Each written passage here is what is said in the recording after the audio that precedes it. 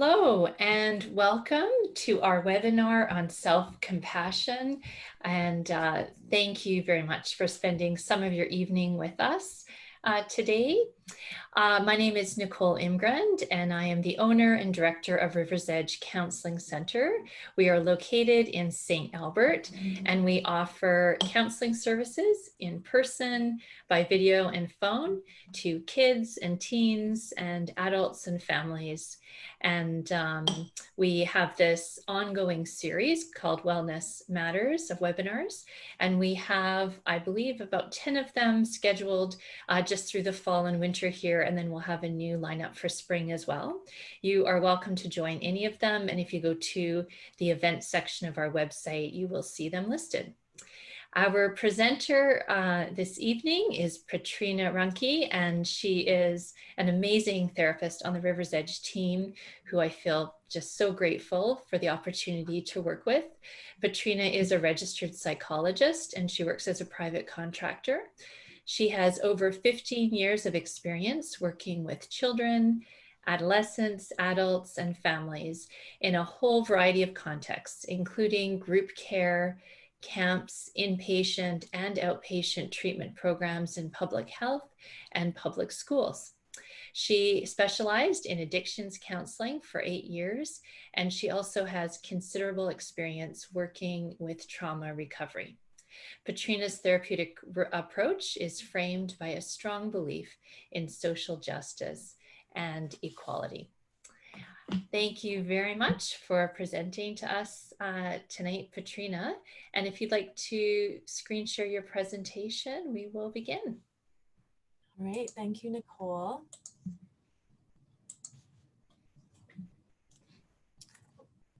Sorry, my screen there. I just want to make sure I get that there for you.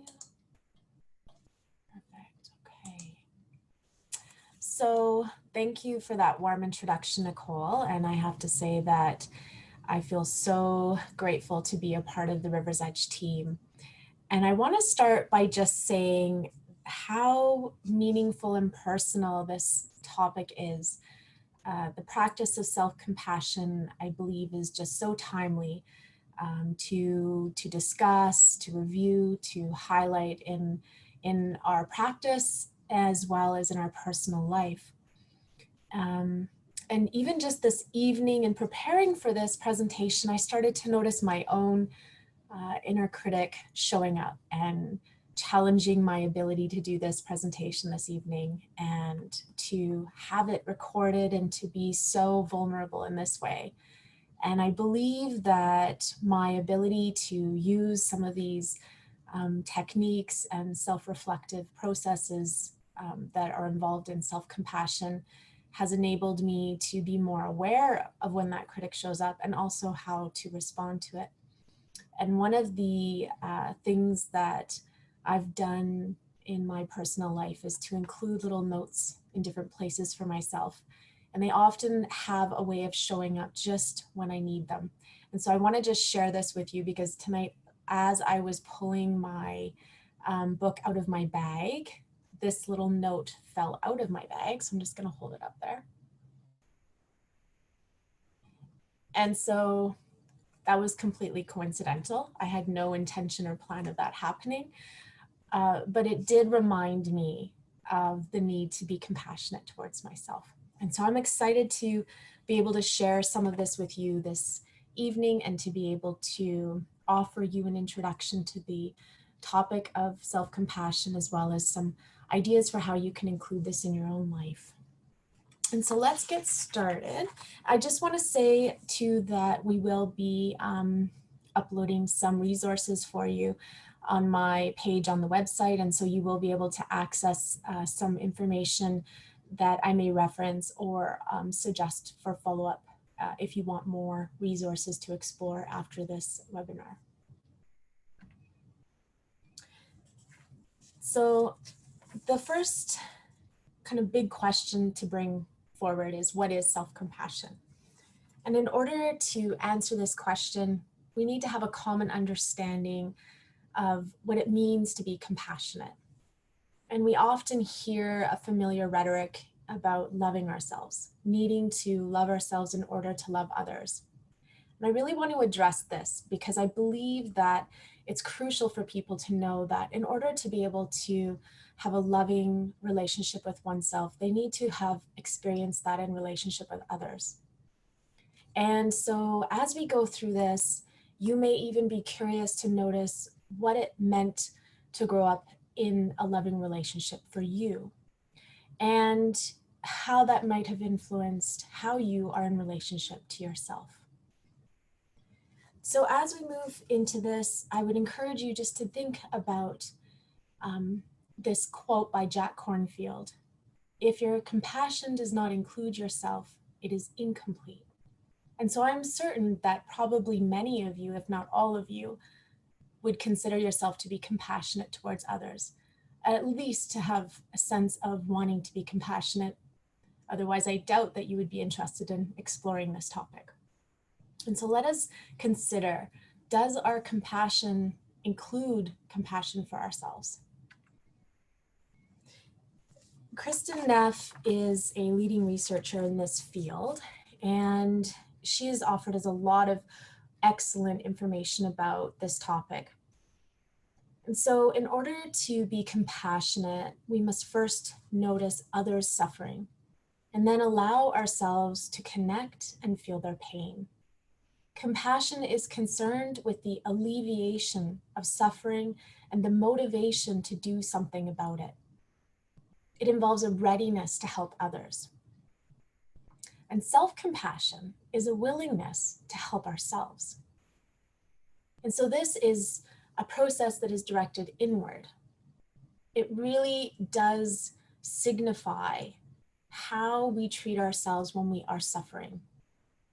And so I would invite you to consider, even just now, how you treat a friend whom is suffering or struggling. And then how do you apply that same care and support towards yourself? And so just take a moment. You may wish to write this down or just spend a moment reflecting silently on what types of things do you say to your friend? What is your tone of voice? And what is your stance toward your friend when you notice a friend is struggling?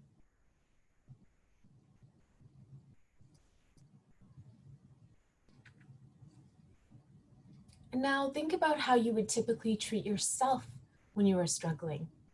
What types of things do you say to yourself? What is your tone of voice? And what is your stance toward yourself?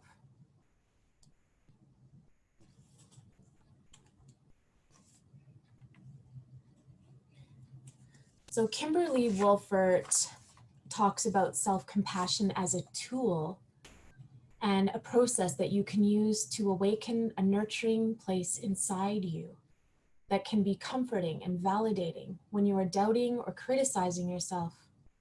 It is a natural part of human beings. But when a child doesn't receive it or can't receive it, or doesn't see it role modeled or addressed in their relationships, it isn't awakened in them. And this is so crucial to reflect on. And what I was saying earlier about our ability to have a compassionate relationship with ourselves, to be loving towards ourselves, is nested in our experiences of being loved and being held in a loving relationship. And so now, perhaps you want to reflect on a time when you were suffering, how you felt, what you said to yourself. And now imagine reaching out to yourself in that moment of suffering, as if you were reaching out to support a friend or a family member. What feelings and thoughts does this evoke within us? And in this moment, I would also invite you to just be aware of what you notice in your own body as you reflect on that question.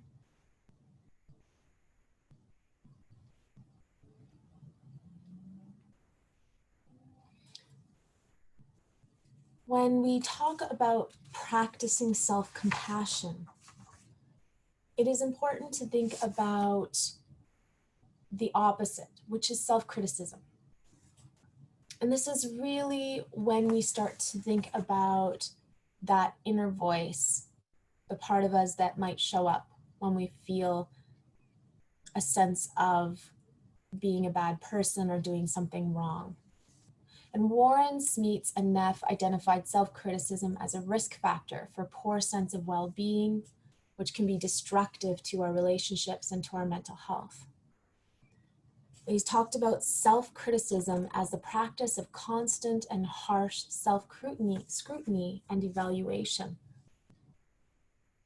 And self-critical individuals often experience feelings of unworthiness or inferiority, failure, or guilt. And it's helpful to know that when we talk about self-criticism and our experiences with self-criticism, that it is couched within a broader context. To remind ourselves that we live in a society that often values self-criticism, that views this trait as evidence of scrupulousness, honesty, responsibility, and integrity for moral virtues. We also live in a society that deems self-criticism as a precondition for self-improvement and growth. Self-critical individuals often experience feelings of being unworthy of love, but a core emotional response of self-criticism that has significant risks to our mental, emotional, and social well-being is shame. This master emotion is often described as being all-powerful in its ability to oppress and to corrupt our sense of personal power and agency in the world. Many of you may be familiar with Brené Brown, who talks at length about shame in her research. And she says that shame corrodes the very part of us that believes we are capable of change. Shame is destructive, and it is often born from and cultivated through self-criticism. And so now I want to just offer you a moment to consider some ways out of that shame spiral that we can find ourselves in when we begin that self-critical talk. And self-compassion is a primary way of finding our way out of that spiral. And we're going to talk more about that in just a bit. Another way is to return to the body through the breath, to breathe deeply, to remind ourselves of our ability to breathe as a way to regulate, to soothe, and to comfort ourselves. And some people may be familiar with strategies of writing or drawing to express those feelings when they arise. Small movement can also be a way out of that. And we're going to talk a little bit about that tonight as well. But be curious what movements might offer you comfort in those moments when you're feeling a sense of shame. And above all, remembering that we are human and that this is an experience that we can all relate with.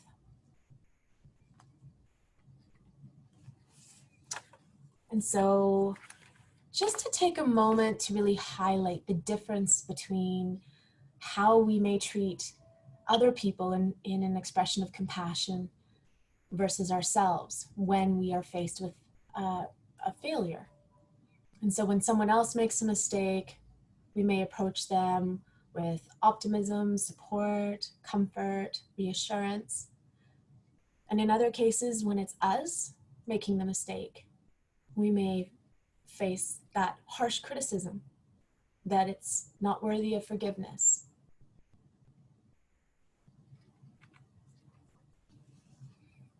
So I'm going to read this quote to you, and as I do that, I just want you to notice what you experience in your body or in your thoughts.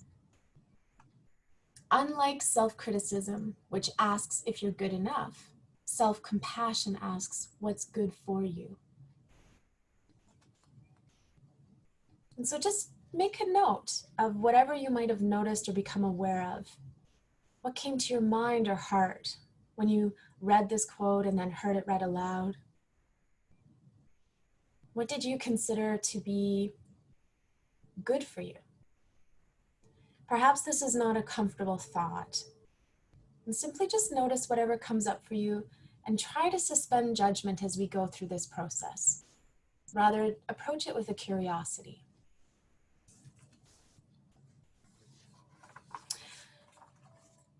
So self-compassion has been thought of as a resilience factor. It's been described and shown in research to promote well-being, to support healthy relationships and improve outcomes for treatment. And of course, now that we've talked about it, it probably makes a lot of sense that it would help to reduce the self-criticism. So when we look at this image and we compare the image of what it may feel like to be embraced by self-compassion versus shamed by self-criticism, I'd like to invite you to just notice what you may experience when you think of your own critic, that inner voice. Can you visualize what it looks like, what it sounds like, the tone of voice? What about our compassionate self? Can we imagine this part of us? What do you become aware of when you try to evoke an image of the compassionate self?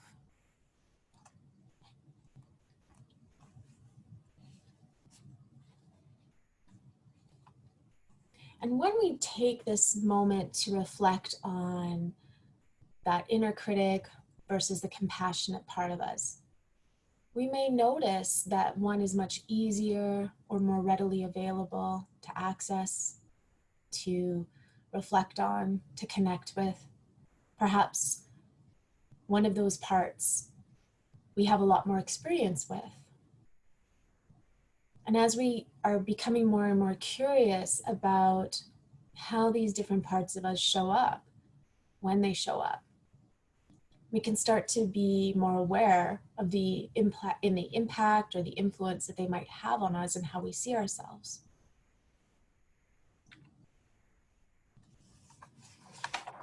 So Kristen Neff discussed the research findings on the benefits of self-compassionate practice. And she's shown that it has helped to increase people's overall life satisfaction, their sense of happiness, their motivation, their sense of self-worth, and their feelings of confidence. She's also identified that it's reduced stress, rumination, anxiety, depression, and that people are generally more accepting of their bodies. And when we think about our current situation with global political events and the increasing numbers of people struggling with anxiety and depression, life dissatisfaction, we can see how the practice of self-compassion can be a way to reduce the distress and to create more connection and comfort as a whole and also within ourselves. So now we're going to shift a little bit more into talking about how self-compassion works. And Neff identified 3 components to self-compassion practice: self-kindness, humanity, and mindfulness. So we're going to be talking more in depth about these 3 areas. She describes self-compassion as involving being open to experiencing and being affected by one's own suffering, not avoiding or disconnecting from it, generating the desire to alleviate one's suffering and to heal oneself with kindness. She says self-compassion also involves offering non-judgmental understanding to one's pain, inadequacies, and failures, so that one's experience is seen as a part of the larger human experience. And she talks about the practice of self-compassion as combining these 3 components, that they mutually interact to create a self-compassionate frame of mind. Self-compassion is relevant when considering personal inadequacies, mistakes, and failures, as well as when comforting or confronting painful life situations that are outside of our control. And so I say that to really hold space to remind us that these are not independent or separate parts that work independently, that they are interacting and mutually important to the overall benefits of practicing self-compassion.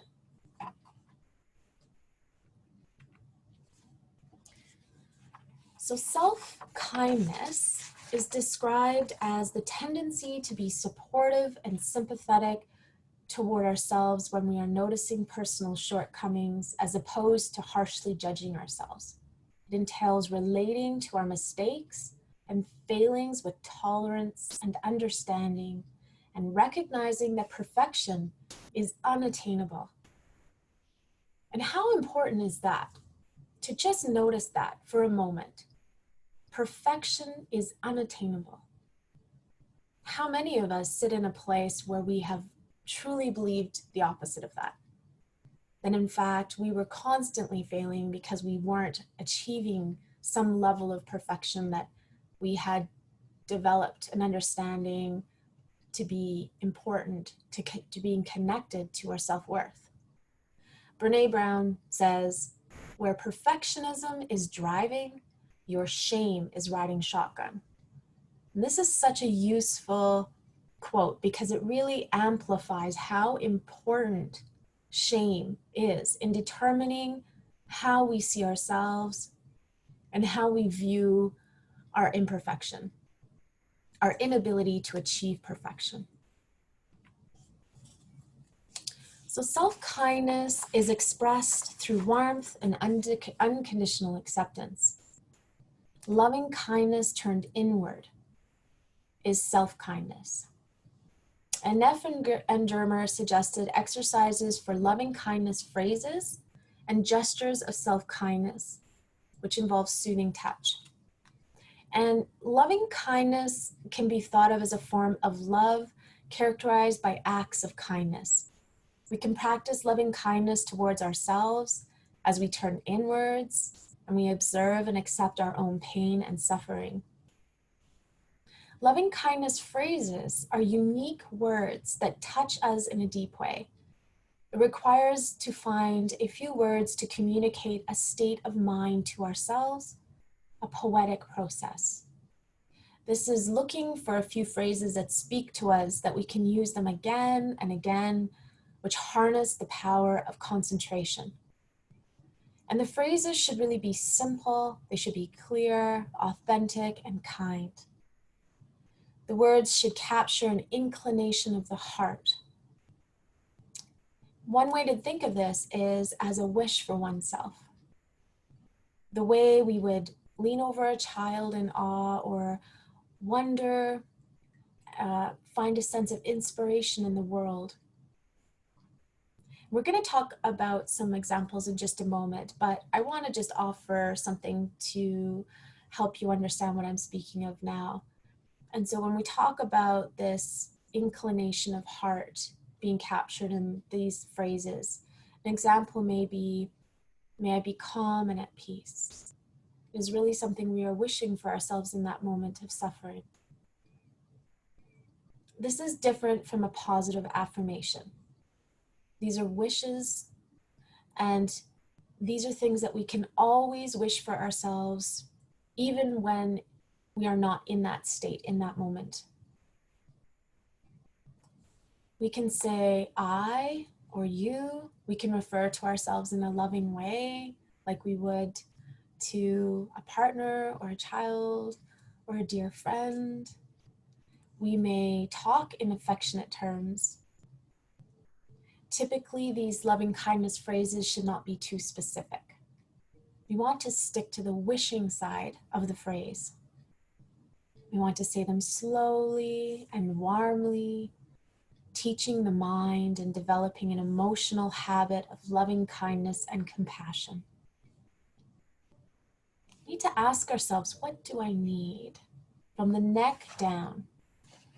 And so some universal things often that come up are things like acceptance, to be seen, to be heard, to be cherished, to feel special, to feel a sense of growth or freedom. It's not, what do I want? this is neck up. We are really focused on embodying the practice of self-compassion. And so we want to focus on what is the wish that we have for ourselves? What are we longing for? What are our deepest needs? And oftentimes these are the things that we might feel are unmet. So these are some examples of loving kindness phrases. And I want to just invite a moment for you to reflect on what might help for you. What feels right for you? Perhaps one of these examples resonates or feels authentic. Perhaps not, and that's okay. And this is a process of finding what is the right phrase for you. And sometimes you may have several, and you may have different phrases for different circumstances. So I wish to feel accepted. May I be safe from inner and outer dangers. I wish to be loved as I love.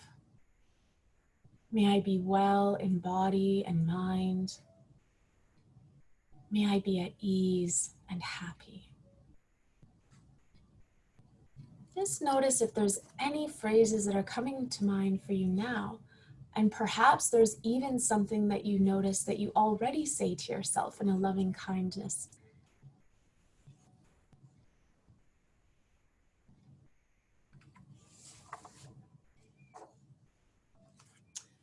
So Chris Germer explained 3 universal reminders of self-compassion: soothing touch, gentle vocalizations, and physical warmth. And so we're going to go through each of these and talk about what this means and how you can apply it.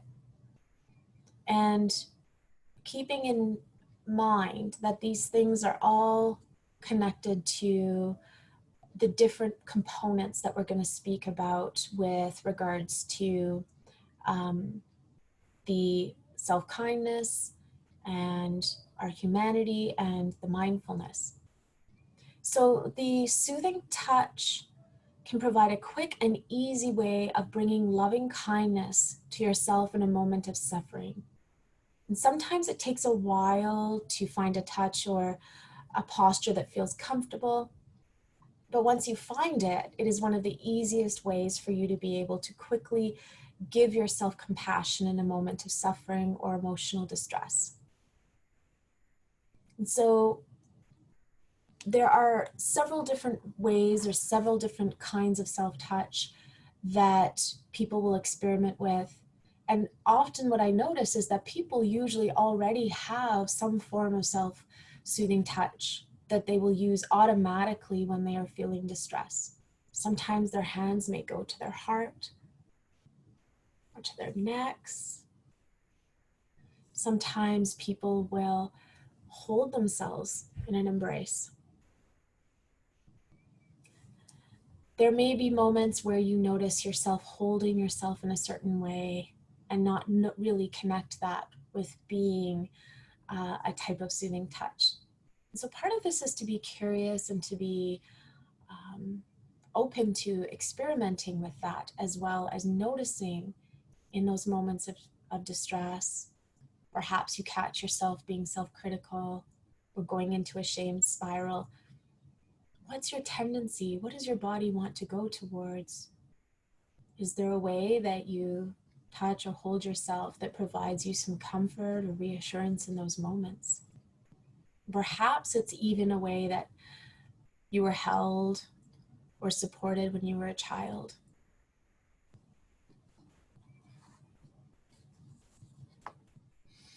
So many of us can identify that hugging feels good.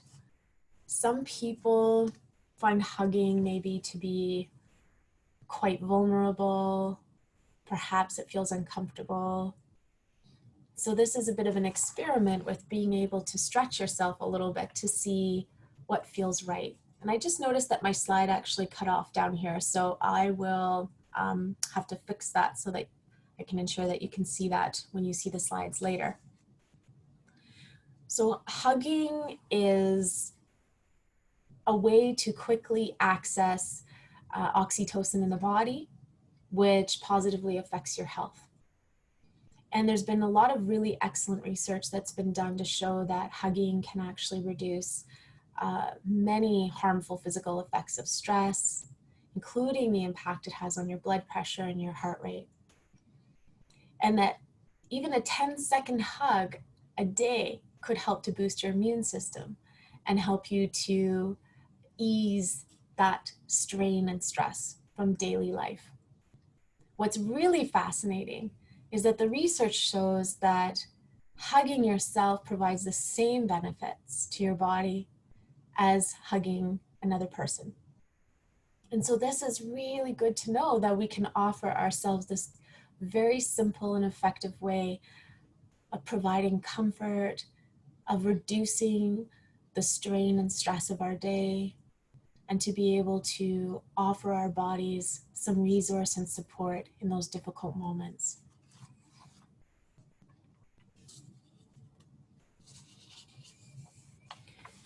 Before we move on, I just want to offer people just to take a second to think about if anything has come up with this idea of soothing touch.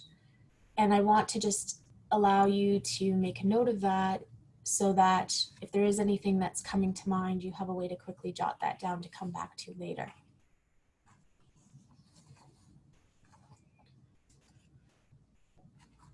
So this quote is, I feel, very helpful in understanding the purpose and the function of self-compassion.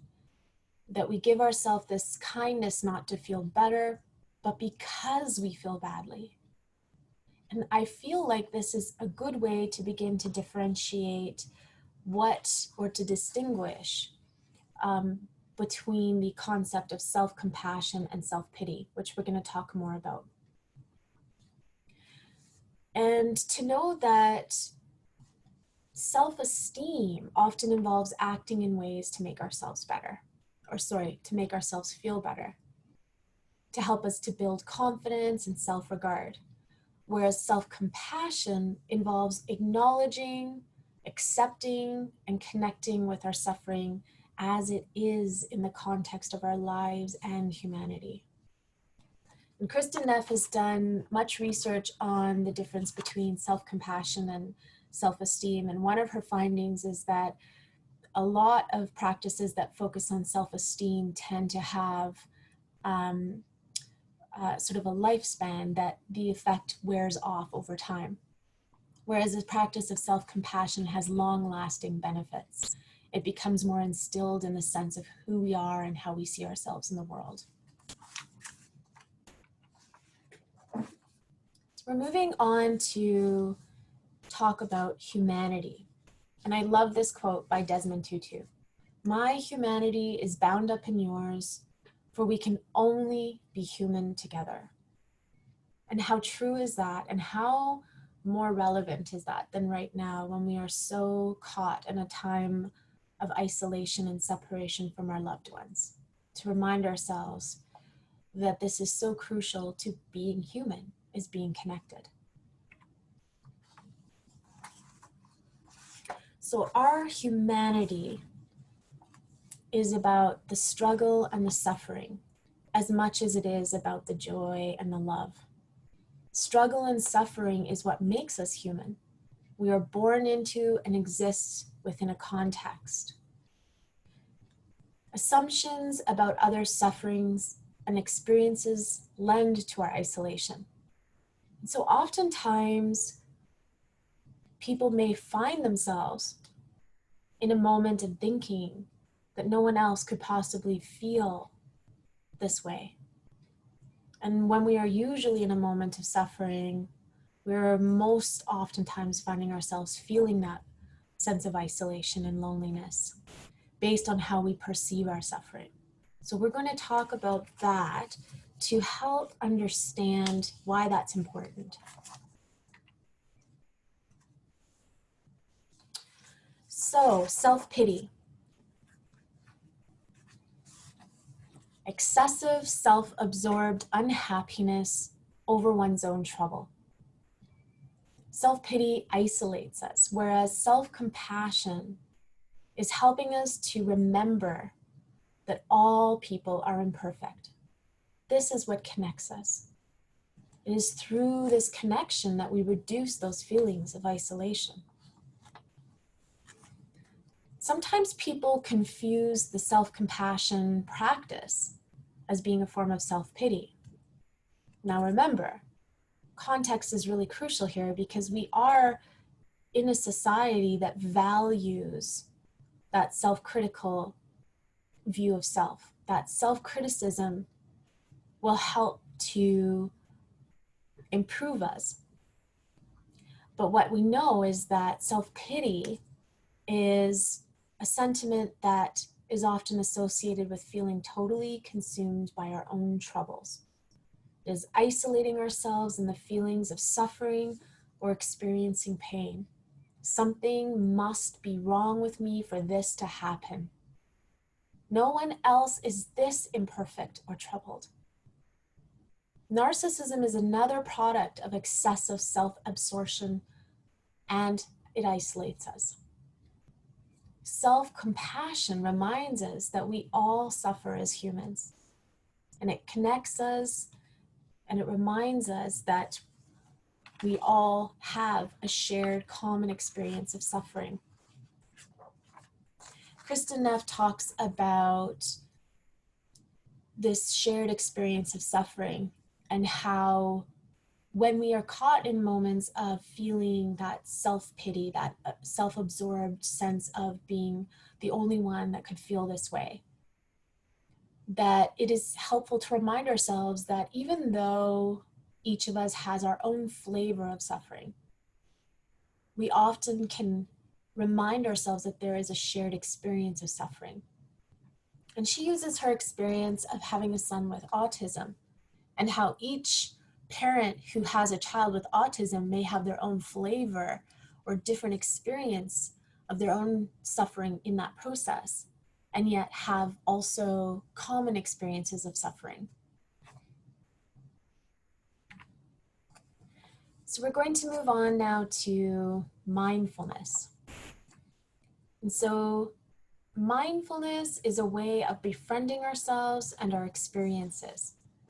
It can be useful to think about mindfulness as just being with ourselves in the moment, rather than trying to fill that moment, which is what I like about this image, is that we live in a time now where we are bombarded with distraction constantly, that through our experiences of technology, of the pace and overfilled schedules, there is a lack of time and space to really be present with what we are feeling and experiencing in a given moment.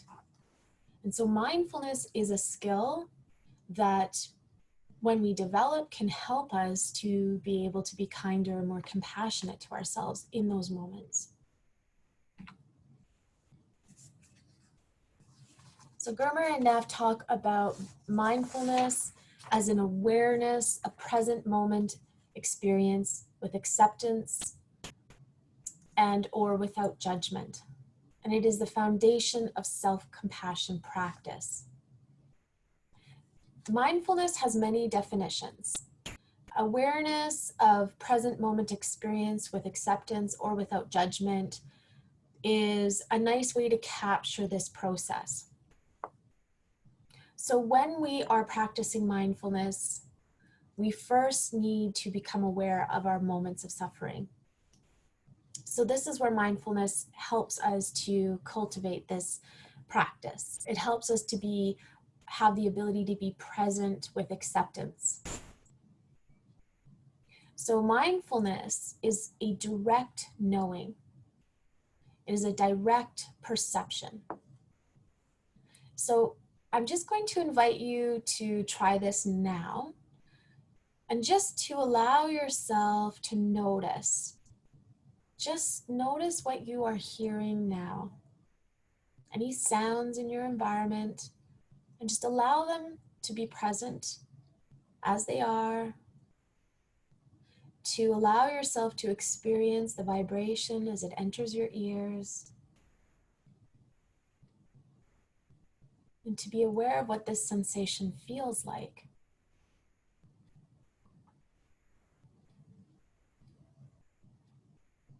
And now shift your focus towards your vision. Notice what you can see.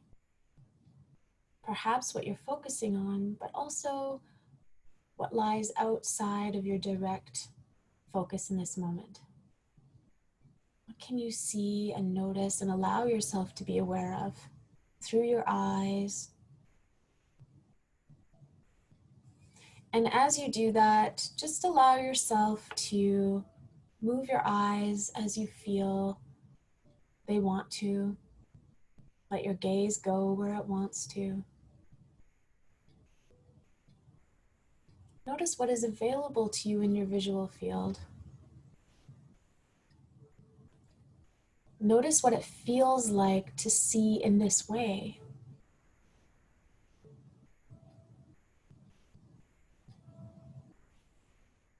And now just become more aware of your sense of touch.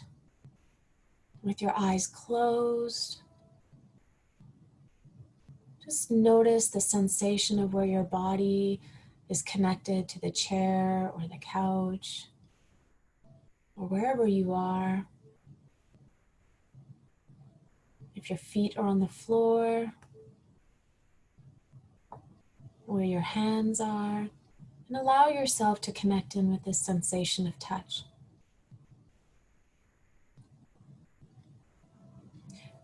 And so open your eyes if they're not already open, and just notice how you found that very brief exercise in just being mindful in that direct knowing way through your perception of your sensations. It may have felt fairly easy or simple. And what is important to know is that it becomes more difficult when you try to maintain a continuity of mindfulness, to be aware for more than a few moments. We all go into a default mode. This is the tendency to not pay attention to what is happening outside of our immediate focus. And this enables us to be able to attend to all of the things we need to do in a day. And this is how the brain is constructed. It's a good thing because it allows our ability to focus and attend to what is most important in the immediate moment.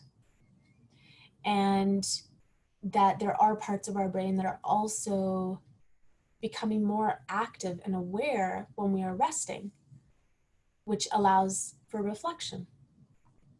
This is what helps to create a sense of self, selfing, or projecting the self into the future.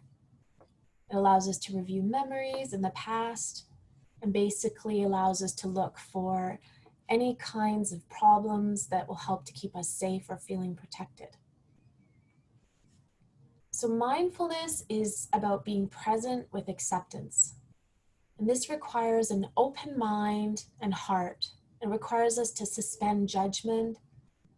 It requires us to be curious and to allow ourselves to experience what is happening internally and externally in our environments.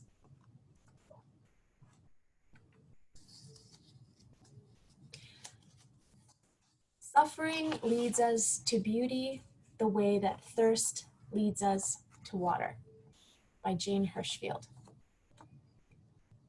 So Kristen Neff says, suffering is the doorway to self-compassion.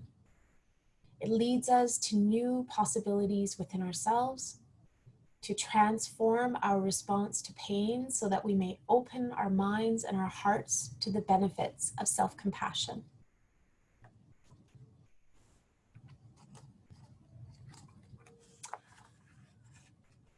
Suffering can be thought of as pain plus resistance. And so oftentimes when we experience suffering and we have a tendency to move away from it, to distract, to avoid, to suppress, to repress, that this amplifies the suffering. The experience of suffering is prolonged. When we experience pain, that is a normal part of life. It is inevitable. But when we fight experiencing the pain, that is when we develop a more profound feeling or experience of suffering. Resistance is the struggle that occurs when we believe that our moment-to-moment experience should be other than it is. Resistance can be thought of as an adversarial internal process. Our mind wanders, physically tense, behaviors of overworking, overeating, reacting in anger, desperately seeking distraction from what is going on inside us. And these are oftentimes necessary processes because we are so sensitive. We need to constrict our awareness to some extent. However, it can also have long-term negative consequences. And that's where this expression of what we resist persists comes in. The more we fight or resist our experience of grief, the more likely we are to experience a deeper sense of depression.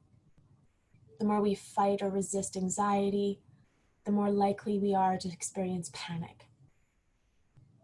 And so we have all experienced resistance to suffering or resistance to pain, which has deepened our experience of suffering.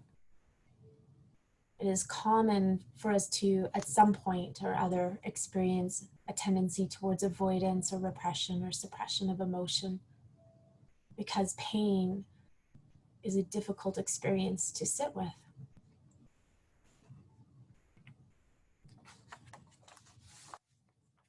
The good news is that what we feel we can heal. So mindfulness and self-compassion resources us. It gives us the capacity and enables us to open up to difficult experiences with less resistance, thereby reducing the amount of suffering in our lives. And I like this picture because I often think of when we have a friend or a loved one, family member who is ill or who's had a loss or has suffered in some way. We may send them a card or some gift with this type of sentiment, that we love you, that we're here for you, that we're sending you our healing energy, that we're wishing hugs and health and happiness for you, that we are offering to hold them in that space of pain, that space of suffering. And so I want to invite you to imagine offering this same sentiment to yourself the next time you experience that sense of criticism, that experience of failure or loss or pain. What would it be like to perhaps meet this experience with an open heart, to offer yourself this compassion, that I'm here for you, and I love you, and I see you. It's okay to hurt, and we all hurt sometimes. And so I want to just offer in conclusion to invite you to take a moment now just to reflect on what you'd like to take away from this experience here. To notice what resonated for you, what was impactful for you. Perhaps it's the idea that you may be able to be curious or notice, perhaps even the smallest a bit of being able to stay in that moment of pain and offer yourself a soothing touch or some phrase of loving kindness. That this hurts, that this is a moment of pain that I am in, and that I am not alone, and that because I'm human, I know that others have felt the same suffering. And that even though my own flavor of suffering may be different, that I can find comfort, I can find soothing in knowing that I'm not alone. And perhaps it is being able to understand the importance of mindfulness in experiencing our present moment as it is. Allowing ourselves to be in this moment and accept it without judgment, to accept ourselves without judgment,